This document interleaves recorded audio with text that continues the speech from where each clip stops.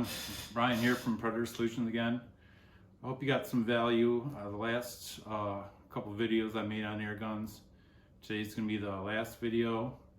I'm going to talk about regulators, regulator pressure, and how to tune your air gun, your PCP air gun. So, what is a regulator?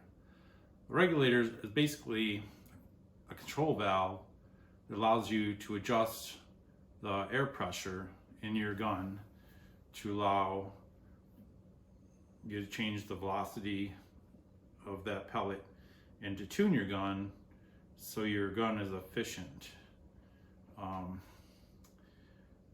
So what a regulator is made out of, I'm not sure if all regulators are made out of Belleville washers, but a lot of them are. Belleville washer is basically a cup-shaped washer that acts like a spring, and in a regulator they're stacked.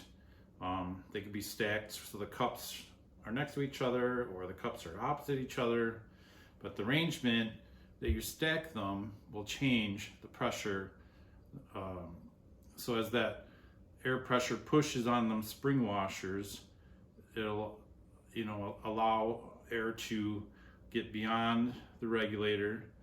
Then once you get pressure on the other side of the regulator, now that air is help pushing along with the springs to close that valve. So you'll have your air tube here, and then there's a plenum, which is between your regulator and your valve. So you have this little area inside the gun here that has a regulated amount of air pressure in it. Every shot has the same amount of air pressure in it. That keeps you a consistent shot. This gun you can pump up to 4,300 psi, but if you were to shoot it unregulated, your velocity would change. It would start out slower, and as the pressure came down a little bit and you have less pressure pushing on a valve, it would equal out, and then as the pressure drops, because you're losing air every time you shoot, that velocity will taper off again. So this is a regulated gun. It has an adjustment for a regulator on it. It has a plenum that has that set pressure, and then the regulators are, the plenums are different sizes. Not all guns have the same size plenum. A larger plenum will be a little bit more stable because you're not dropping so much. Like on a small plenum, you're dropping the pressure a lot and then it has to recover. On a larger plenum, you're gonna use the same amount of air as a small plenum, but being that it's larger in volume, you won't lose so much pressure and the regulator will recover faster, even though they do recover very fast. But a larger plenum is a little bit better for consistent shots. Now, regulators do, like I'm gonna show you a gun in a little while. This gun has one regulator on it. The other gun I'm gonna show you has two.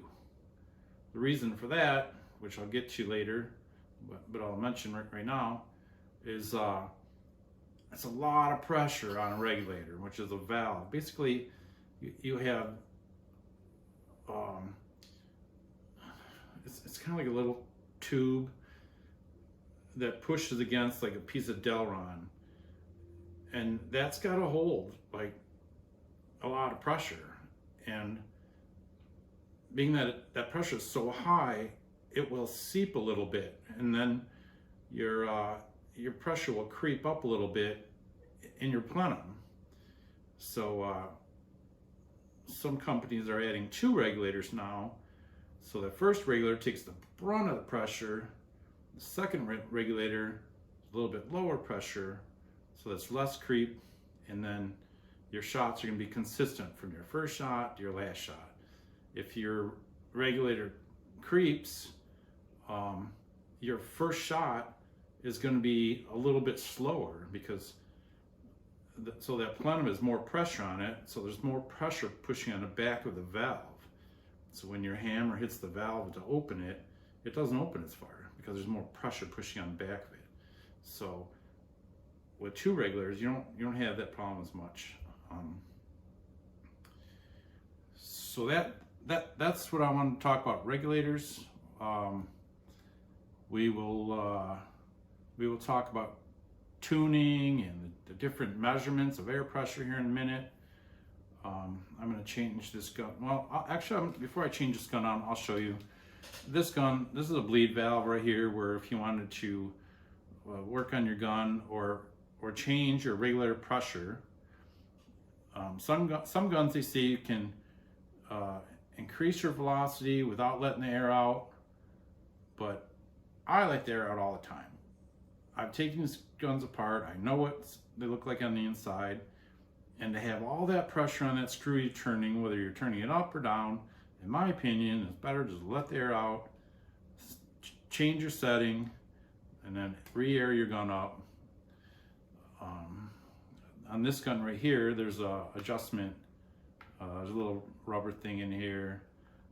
You pull that out, and then there's an Allen screw in here that you turn your regulator counterclockwise to increase your velocity or your regulator pressure, and clockwise to decrease it. And once again, I always let the air out when I'm adjusting my regulators. That's just me. Most guns you have to do it to decrease your regulator pressure, but I do it for both, to increase or decrease. I'm going to grab another gun here, and well, here we go again. But anyways, so there's two gauges on this gun, right? One's your regulator pressure, one's your bottle pressure. This is the Avenger in 22 caliber, but all the Avengers have both gauges. All right, so I'm gonna grab another gun here in a second. So this gun here is an FX Impact. It has two regulators. There's one right here. If you unscrew the bottle, which I'm not gonna do, if you unscrew the bottle, there's a little screw here in the end. Once again, if you turn it counterclockwise, that increases the pressure on the other side of the regulator. If you turn it clockwise, it decreases it. On this gun, they say you can adjust it without letting the air out. I don't. It's just as easy to let the air out. And well, on this gun, you just have to take the bottle off, so you don't really have to lose all your air in the gun here. You take the bottle off, you lose what's in the plenum, which isn't that much. It's just 720 cc's on this gun. So this gun has a gauge here, a gauge here, and another gauge here. As I mentioned, it has two regulators. The one up here in the bottle, and then there's another regulator adjustment right up here behind the trigger. So your first regulator is going to just take the load off the second regulator. The second regulator is what's going to adjust the pressure right here in your plenum. Once again, the plenum is just the storage of air that's regulated between the regulator and the valve. So different manufacturers measure air pressure in different ways. There's bar, kPa, and PSI. We're going to talk about bar today, but 100 bar is equal to 10,000 kPa and equal to 1,450 PSI.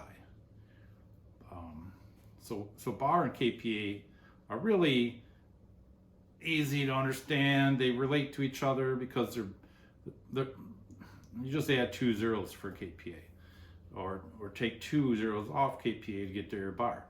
But PSI, 1,450 PSI equals 100 bar. This gun, you can fill to 250 bar. That other gun I showed you, you can fill to 300 bar fill pressure. Now,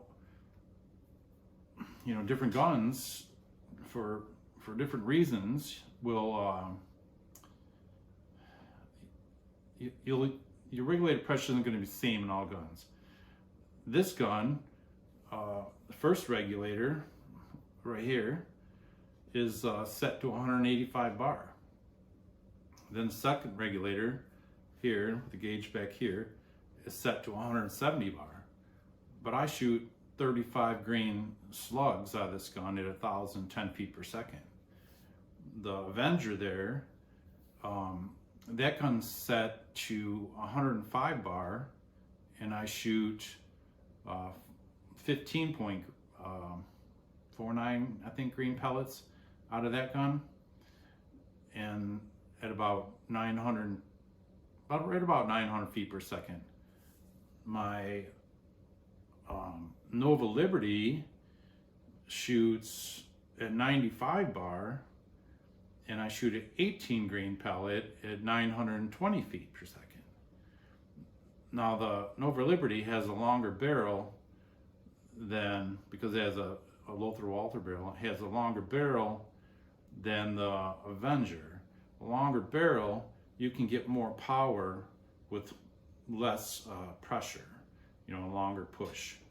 So that's why that gun shoots at 95 bar, Avenger at 105 bar, even though the Nova Liberty is shooting an 18 grain pellet and the Avenger is only shooting a 15 grain pellet at roughly the same speeds. Let's talk about tuning your air gun. The way you tune your air gun, so in this gun I'm going to turn it upside down so you can see it here. This here on this gun is your hammer spring adjustment. This gun is a lot more advanced than most guns, but it has a really fine hammer spring adjustments. But the principles are the same with this gun or any regulated gun that has a hammer spring adjustment. So what you want to do, you want to turn your hammer spring up all the way, or maybe like just a little bit down from all the way. You never want to max anything else. So just turn it up all the way, back it down just a little bit, and then you know, you pick your pellet that you want to shoot, and you shoot through the chronograph, and you look at your velocity. If you need to, if you want to get higher on your velocity, you probably want to start with your regulator pressure at around 100 bar. Probably pretty good for most guns.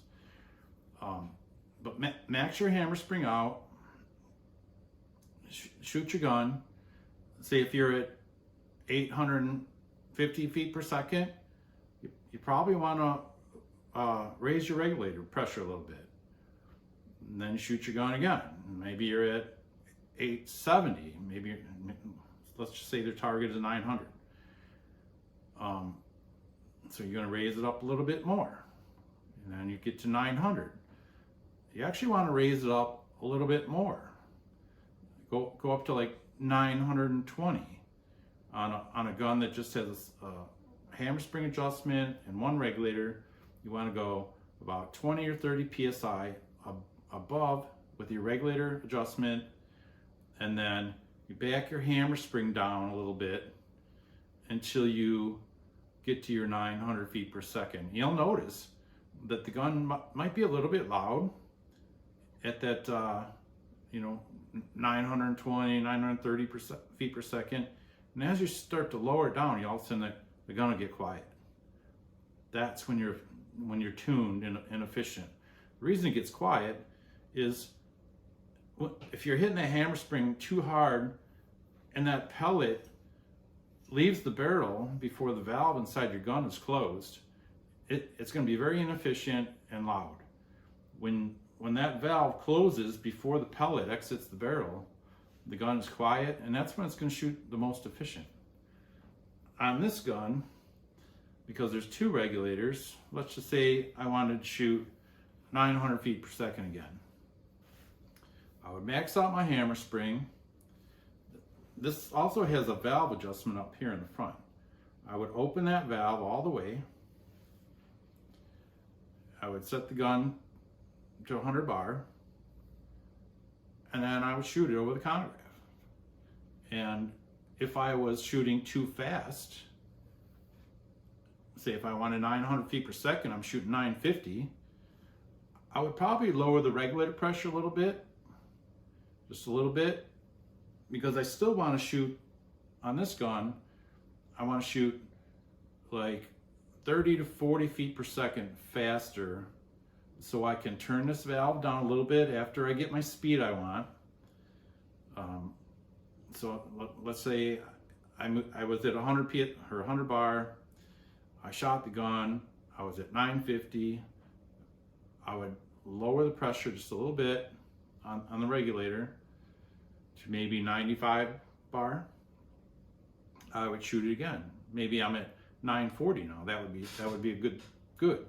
Then I would close this valve up here a little bit, just turn it a little bit, shoot, turn it a little bit till I got down to like 920.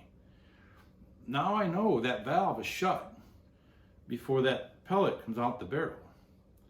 Then I would take my hammer spring adjuster and I would move it down a little bit until I got to my 900. Now my gun will be shooting very efficiently. You don't make large moves though. You just want to make slight adjustments. Unless you're way off, then you could go a little bit more. You could go, maybe 10 bar or 20 bar at a time, but really you want to make small movements with your regulator. Because you want your gun, you don't want to waste air, right? You want to get the most fun out of your gun. You want it to be efficient, and the more efficient your gun is, the better it's going to shoot, the more accurate it's going to be. Now, even once you get to that 900 feet per second, now you can play with your hammer spring a little bit. Maybe your pellet only wants to go 880 feet per second, so you just back it down a little bit, move it up a little bit, and find that happy spot that your pellet likes. But you're going to be really close. So back to if I was shooting too slow, I would increase, say, from 100 bar to 105 bar. My valve's still open, my hammer spring's still maxed out. Now maybe I'm shooting, 870, so I have to move it up another 5 bar. Maybe now I'm shooting 890, but the target I said was 900, so I gotta move it up more. Maybe 110 bar. Well, maybe now I'm shooting like 930. So at 930, you can still close your valve a little bit to maybe come down to 920, 915, and then use your hammer spring to get you down to your 900. But it's like a balance. You don't want to have your regulator pressure like super high. Does that make sense? Hope that makes sense. So once again, when you want to tune your gun, you start out with a lower regulator pressure and you work your way up. Max out your hammer spring. If you have a valve that's adjustable, open that valve, shoot your gun until you get, well, on a gun that doesn't have a valve, maybe 20, 30 foot per second faster than you want to shoot, and then use your hammer spring to come down, and that's going to be a pretty efficient gun. On a gun that has a valve and a hammer spring adjustment, you're going to want to, now on this gun also it has 2 regulators. They say you want to be between 20 and 50 bar difference between the 2 regulators. I'm only like 15, and this gun shoots fine. I wouldn't want to go any more because it's not gonna fill the plenum as fast Yeah, you want to follow the manufacturer's recommendations on that. So anyways, you want to keep that in check with your hammer spring and your regulated pressure. You don't want to be shooting an 18 grain pellet but at 170 bar regulator. That would just, you'd be wasting a lot of air. It's a lot harder on your gun to do so. You know, that's a lot of pressure. You know, you want to treat your gun kindly, and you know, this gun I have tuned up, but I use it for pest control. You know, I shoot, you know, larger animals with this gun. You know, I don't want to have to chase them. I'm not good, you know, I'm colorblind, I can't see red, I'm really not very good at tracking, so I need a higher powered gun, so they stop, you know, right where I shoot them. But also, you have to be careful with this. You know, I'm shooting slugs out of it, and they'll go through an animal, they'll go through a wall, so you got to know what's behind your target. You can't just go letting lead fly. You got to be careful. You know, I hunt around a lot of animals and farm equipment and stuff, and you know, sometimes you don't have a shot just because there's something behind your target, so you got to be careful. But as far as tuning goes, it's really pretty simple. You max your hammer spring out, you adjust your regulator until you get, you know, 20-30 foot per second faster than you want to shoot, and then you use your hammer spring to bring that down to your 900. I mean, I use the word 900 because it's a lot easier than saying 880 or whatever. A lot of pellets shoot best at 880 feet per second. Even in some of my guns, they do shoot best at 880, but I pushed it a little bit and shoot 920. You know, my group opens up a tiny bit, but for the most part, I need the power more than that accuracy. Now, if I was shooting on paper and shooting in tournaments or whatever, I would slow it down into that 880. But for what I do, 900, 920 suits me just fine. Gives me a little flatter trajectory, a little more power, and that's just what I do. You don't have to do, you know, use the gun as you need to. That's just how I need to use it. So I think that's all I need to say on that. Hope you understand what I was talking about there. If you don't, leave me a comment. I'll be glad to make another video and explain better. There's other people that maybe are better spoken than I am. I mentioned Matt Dubber, that guy, very smart, very good at explaining things. I hope I did a good job and you were able to learn something. If you're still watching, I really appreciate it, and do me a favor. I know I don't like saying this all the time, but less than 2% of the people that watch our videos are subscribed. Like, just hit the little subscribe button.